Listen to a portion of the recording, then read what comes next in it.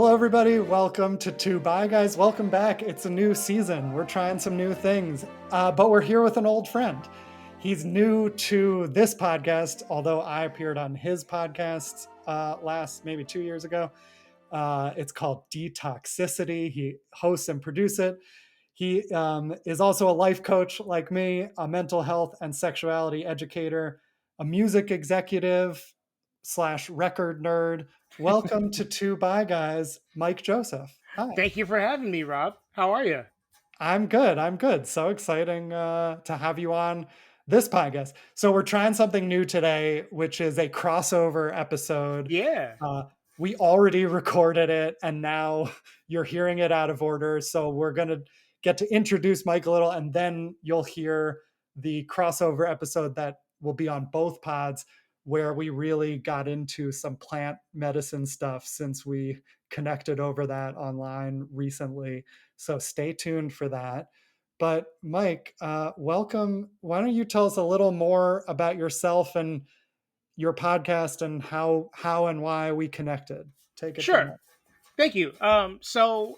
Detoxicity came about in early 2020. It was my New Year's resolution for 2020, actually, to create this podcast.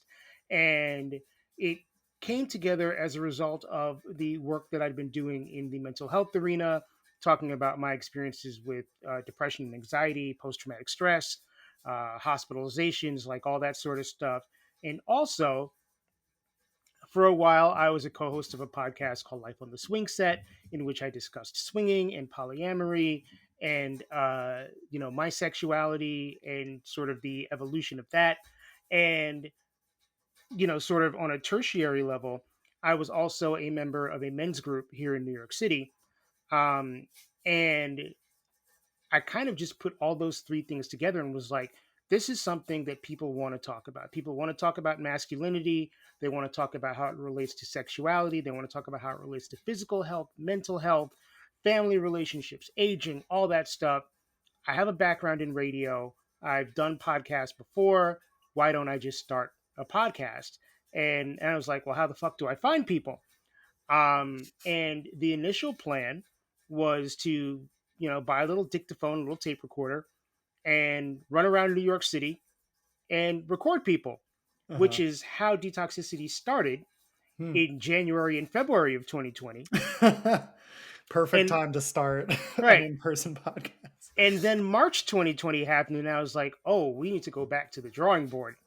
Mhm. Um, and that led to it, me expanding my network out to people who were not in New York City. Mhm. And since then, we've recorded almost 200 episodes. I've spoken to people from all across the country. I've spoken to people in Canada. I've spoken to people in England. I have recorded an episode at a swingers resort. I have done all sorts of different things with the podcast, and it is my baby. It is still very much a labor of love. I think we've really only scratched the surface. I think this podcast with this topic is needed now, maybe more than ever.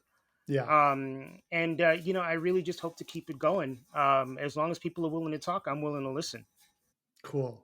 I love it. Everyone should go check out Detoxicity. I'll put the link in the show notes. And like, it's interesting. I mean, we've interviewed different people. We don't talk about all the same things, but there's definitely a lot of Yeah, overlap there's a lot of of overlap. Two Bi Guys and what you just mentioned. Because we started with like bisexuality, but very quickly it turned into masculinity and relationship styles and mental health because it's all so It is interrelated. so intertwined. Yeah. Absolutely, they don't exist without the other things. Yeah. Yeah. Yeah. So, and you said people will hear this at the end, but you just said as we were wrapping up our other recording, you're sort of a bi guy. So tell us what did you mean by that, and how do you identify, and how's that related to your masculinity? I identify as queer.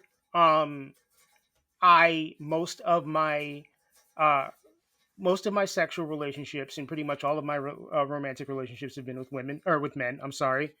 Um, I was like, wait, all right, have big been with difference. men. I gay feels a little limiting. Uh-huh. because it doesn't represent the totality of my experience. It probably won't represent my future experience. Um, and I just think queer is the best identifier, even though, as I've gotten older and queer people have gotten younger, I don't even know if that feels like the best descriptor anymore, because I think young people use queer more to describe gender than they do to describe sexuality. And, Oh, I've interesting. always felt like a pretty cisgender guy. Uh-huh. I've never really had issues, or any sort of dysphoria about being a man. Hmm. So I don't know. I don't know what to call myself. I'm, a work in progress. Yeah. That's kind of, an evolving human. Interesting. Same with me. I've always felt like a cisgender man, and yet, yeah, and I feel like my place in this is like push the boundaries of what does that mean, and Right. how can cisgender men present themselves and act. But yeah, it's interesting the queerness, you know, being about sexuality or about gender or about both, like, and how younger kids are using it slightly differently. That, so I think somebody, and now I'm going to get this wrong, but somebody on last season said that they identify their, oh, what was it? It's like their sexuality is, I forget what I'm talking about. Their, what was it? Their gender is queer. Maybe it's what you just said. There was someone who said something that was connecting those two things, that their sexuality and gender were inherently tied, which of course makes sense. Right. I'm spacing on this. Okay, anyway, moving on. Tell me, like, what was your path? Like, did you always identify as queer or as gay or as straight? Like, when did you realize, and when did you come out, and as what? um, I, from a very young age, I knew that I was different. I knew that boys were supposed to fall in love and be interested in girls. Like, that's what I was socialized into. And I mean, 4 or 5, uh, when I sort of knew that my interest included uh, boys, men, whatever. Um, and I don't know if I was able to articulate that to myself until I was in my late teens. Um, and I didn't fully come out until I was in my 30s. Hmm. I, you know, I am a fairly, and this sounds so limiting. Like, I'm a straight presenting person. I generally don't, most people don't know what my sexuality is until I announce it to them, which is, I think, kind of silly, because you don't know what anybody's sexuality is until they tell you. But people make assumptions based on stereotypes. So, I'm able to, mask isn't the right word. I'm able to hide in plain sight, basically, Hmm. Hmm. and that's always been the case. Um, but from the time that I was, I want to say 18, and started having sexual relationships with other men, until I would say I was, maybe 31, 32 years old, I was sort of situationally in and out of the closet. Certain friends knew that I was queer. Certain friends did not. I was, in the closet at work. I was in the closet to my family. I didn't come out to my family until I was maybe 36. Hmm. So, there was a good 20-year period where I was kind of situationally out, situationally in, and now I am completely out. Like, the closets have been run over by a truck. So, it's been a bit of a journey in that regard, for sure. Amazing. Cool. I love it. And so, like, it's funny you started in 2020. We started at the end of 2019 with Two Bi Guys. And we were in person too at the beginning, and then it shifted. But this is, I think, episode 80 something of Two Bi Guys, and you're almost at 200. That's amazing. You've done more than double what we've done. I'm very impressed. We were How? going weekly for a while. Wow. And Wow. the first maybe 2 or 3 years, we put out an episode every week. Wow. And then I was like, this is too much. This is a lot of work. We're asking too much of people who are listening. And then I pulled back to every 2 weeks. Cool. So had I continued to do every week, we'd probably be up to like 300 by now. Yeah, that's a lot. I'm glad you Yeah. came to the realization that that's too much because you're making me look bad. Ah! um, but yeah, I've kind of settled down. I'm trying a new thing this year where I'm not on even on any strict schedule. Although we have been on the every other week thing at times, and I try to do like 20 episodes a year. I think that might be my next move. Like, I want to get to 200. And then I Uh-huh. think once I get to 200, I'm going to start spacing them out a little bit more. Yeah, that was actually an insight from my plant medicine. Was just like, you don't have to be so strict about these things. Like, Right. it'll happen when it happens. Do it when it's in flow, and the product will be better It'll be served better for for it. that. Yeah, Absolutely. that was one of the insights I had. Is just like, everything will happen when it happens. I'm Right. not gonna forget about this podcast, and people, they'll listen when it shows up, and they'll be okay when it doesn't show up. Right. So Absolutely. hopefully you all agree. If you don't, let me know. Send me an angry comment. Um, last, maybe last thing, and then we'll get into the plant medicine stuff. But what are some of the big things you've learned from hosting your podcast, or insights you've received, or just what's shifted for you because of hosting this? Um, Men need a safe space. Hmm. And I think there are some people that feel like, well, the world is a safe space for men. And that is true to a certain extent. But when it comes to exploring vulnerability, when it comes to exploring feelings, when it comes to being sensitive, there's still a huge block for a lot of guys. Even the guys that are doing the work or know that they have to do the work, there's still a block.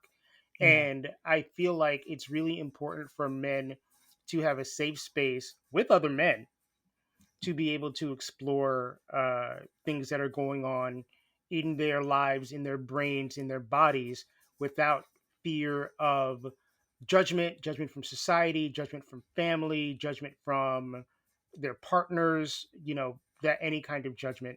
Like, people still want to explore that. And, another thing just that's kind of like ringing in my head right now is that Gen X is so fucked up. I mean,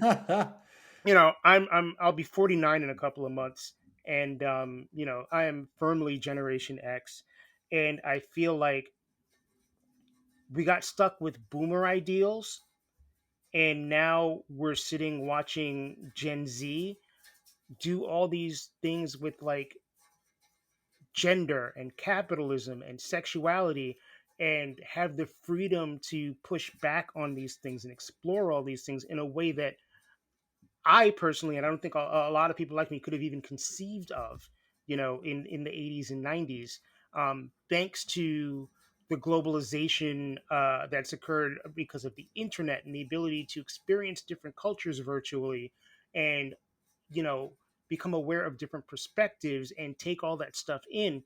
Yeah. um it's a different world for young people now, and I think that people in our generation are a little envious Mhm. of that. And those of us who are cerebral, those of us who are doing work on ourselves, are kind of like, man, what could we have done if we had had the information at a younger age that we have now, and weren't encumbered by like kids, Yeah. mortgages, student debt, all this other stuff that we now have to contend with as like mature adults. Yeah. I've said this a couple of times before. The amount of, and maybe this is just because of who I am, but the amount of men that I know between the ages, I would say 35 and 55, who are in, and this ties into this podcast, who are in heteromantic relationships or marriages, who are like, maybe I'm not as straight as I thought I was, Uh-huh. is just mind boggling. And I don't know if maybe I get so much inbound on that because of who I am and what I do. But it's come up in conversation with 6 to 10 different friends in the last year, Wow, interesting. all around the same age. I think it might be because of what you do and what you the space you create to facilitate like talking about masculinity, because it does feel related that like as the options open up, as we understand more and as the younger generation is becoming more comfortable with stuff, the options of masculinity are expanding, and the options of sexuality are expanding. And like if my beliefs are true that like sexual fluidity is really normal and natural and it's been conditioned out of us, I then agree. there's a huge population under the surface that has not explored this because it's there's so much stigma around it, but would in their natural state they would. And Right. so it makes sense that they're telling someone like you that, and they feel safe to do that with you because of just what you know and what you talk about on your in your work. Right. And a big issue around that as well is that HIV and AIDS is not as it's not a death sentence anymore the way it Right. was when I was a young person, when I was beginning to explore my sexuality in my late teens and early 20s. And, that was omnipresent, particularly New York City in the early to mid 90s. I, you know, one of my first jobs out of high school, my first job out of high school was working at a record store. And I would say out of 40 to 50 employees there were probably like 5 or 6 who were HIV positive. Mm. So New York City, to be a gay or bisexual man in that environment, it was fraught. Yeah. And then if you're getting your news, from just this concentrated amount of sources, the way that it was in the 90s, you're hearing about all of these people dying. You're watching the real world and seeing Pedro Zamora, and you're like, oh crap! Like if I want to pursue a relationship or sleep with another guy, not only do I have to worry about the societal stigma and, gay bashing and all this other stuff, but, I got to worry about getting a disease and dying. Yeah. Like Right. that, I Right. think the fear of that, I think, scared off thousands of people who, in 2025 now are like, huh, you know, Yeah. What if? maybe I would experiment. Yeah. Yeah, and I'm working with many men in that exact boat now who are married and a little bit older than me, many Gen X, and who like, yeah, that was unthinkable then because you could die, and now Right. that it's not, they're like, well, why? This has been something I've thought about. Why not? And it's a difficult position to be in, but I'm glad things are shifting. But I have a question. I'm confused. Why do you think if Gen Z has all this new understanding and openness and no fear of death because we have prep and everything, why do you think they're so fucked up where you started? Oh no, I said Gen X is fucked up. Oh, you said Gen X. Yeah, yeah, Oh, okay. I yeah. misheard that. Oh, okay. So Gen Z is like gets all the benefits of this, and it's Gen X that is having to deal with the shift. Yeah, Right, that makes right. sense. Yeah, and I think that there's a fair amount of envy there because of the amount of freedom that these young people have to, Yeah, the self awareness and the freedom that they then have to explore themselves. Um, yeah, and it's an interesting thing to live with because I do think that there are a lot of, again, people in my age range who are kind of like stuck almost, mm, yeah, and the 80s and 90s were such a conservative time. I mean, great, you had Prince, but it was still like, you know that stuff was very taboo. yeah. That makes sense, and it is difficult to reconcile all that and to actually like move forward and explore those things if you want to when you feel like the chance passed you by, or people feel like they're too old, Right. but you're You're not never like. too old. You're Yeah, never too old. that's what I learned going to my first bi discussion group, was like there were people in there who didn't come out till their 60s, and they were so grateful that they did. Or even old, like there's people who explore these things even later in life, and it's never too late to It to is live never your too late. authentic life. Absolutely. Yeah. Uh, Absolutely. and I also just want to comment on the safe space for men where you started. Like, amazing answer and so important, and something I've been thinking about a lot, especially after the election, because like something is happening that's not good, not working. Right. And people, men especially young men, moved toward Trump this year. And we don't have to analyze the Trump of it all right now, but there's something missing. There's no safe space for people, or they're finding what they feel is a safe space with the Joe Rogans of the world Right. and the manosphere and the right wing bloggers. And like, I don't know that that's actually a safe space. It might feel safer in certain ways, but like,